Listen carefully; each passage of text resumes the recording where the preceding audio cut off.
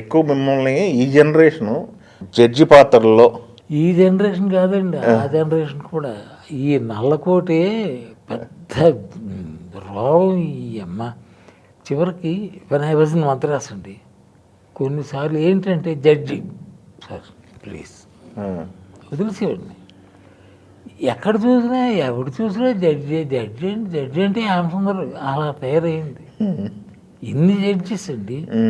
I refused some judges. ఎందుకంటే ఎందుకో నాకు అది ఆ స్టాంప్ నచ్చల అస్సలు. ఇంకోటి ఏంటంటే జడ్జి వేషానికి ఉన్న ఒక ప్రత్యేకత క్లోజప్ పడుతుంది. డెఫినెట్గా క్లోజప్ వేస్తారు. ఏదో జడ్జిమెంట్ చదవడం, ఏదో ఆడ ఏదో ప్రామినెంట్గా కనిపిస్తుంది. పక్కన హీరో ఆ బోన్లో ఉంటే వాడికంటే కూడా వీడికి క్లోజప్ పడుతుంది. ఆ లక్షణం వల్ల నేను ఎస్టాబ్లిష్ అయిపోయాను జడ్జిగా, లేకపోతే అయ్యి ఉండేది. ఓకే. ఆ రోజుల్లో మీరు సోమన్ బాబు గారితో పనిచేసినా లేకపోతే వీళ్ళతో పనిచేసిన కృష్ణ గారితో అయినా డైరెక్టర్ల విషయానికి వచ్చినట్లయితే 2 కాంపౌండ్లు నడిచాయి ఎక్కువ. రాఘవేంద్ర గారి కాంపౌండ్, దాసనారాయణ గారి కాంపౌండ్. మీరు ఒకటి నమ్మాలి, రాఘవేంద్ర గారు, దాసరి గారు, ఇంకా ఇలాంటి డైరెక్టర్లు ఒకరిద్దరు ఉన్నారు అంటే ఆ స్టేటస్.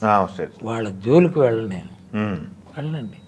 ఎందుకంటే ఆయన పెద్ద పెద్ద యాక్టర్లు ఇలా నిలబడతారు అక్కడికి వెళ్ళి.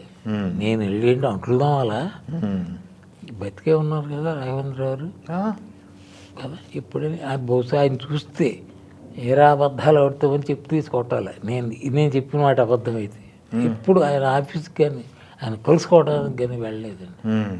ఎప్పుడు దాసరి యాక్ట్ చేశాను ఇద్దరితో. ఎలా యాక్ట్ చేశాను? గణేష్ పాత్ర రైటర్ కాబట్టి యాక్ట్ చేశాను. ఓకే. వాడి వేషానికి హ్యామ్సంద్ ఉన్నాడు కదా అని ఏదో అనుకుంటాడు డైరెక్టర్తో. వాళ్ళకి తెలుసు హ్యామ్సంద్ ఉన్నట్టు ఎవడో ఓకే అని ఉంటారు తప్ప నా అంతటి నేను రాఘవేంద్ర ఆఫీస్కి కానీ ఇంటికి కానీ వెళ్ళా. దాసనారాయణరావు ఎక్కడున్నారో నాకు తెలియదు. అంతే. ఈ పెద్దాళ్ళ జోలికి వెళ్ళండి నేను. అదే ఈ గర్వం కాదు. ప్రొడ్యూసర్ల విషయానికి వచ్చేసరికి రామానాయుడు గారు, నాయుడు గారు ఒకసారి నాయుడు గారు ఆఫీసు నేను తిరిగే దారిలో ఉండేది.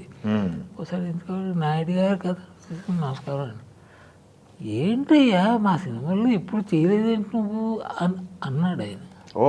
నాయుడు గారు. ఆయన అన్న మీద నాకు వేషం వచ్చిందో లేదో నాకు ఏం తెలియదు కానీ నాయుడు గారి సినిమాలో ఏదో చేశా. అరకులో షూటింగ్ నాయుడు గారు కూడా వచ్చారు. పేరు గుర్తురాట్లే.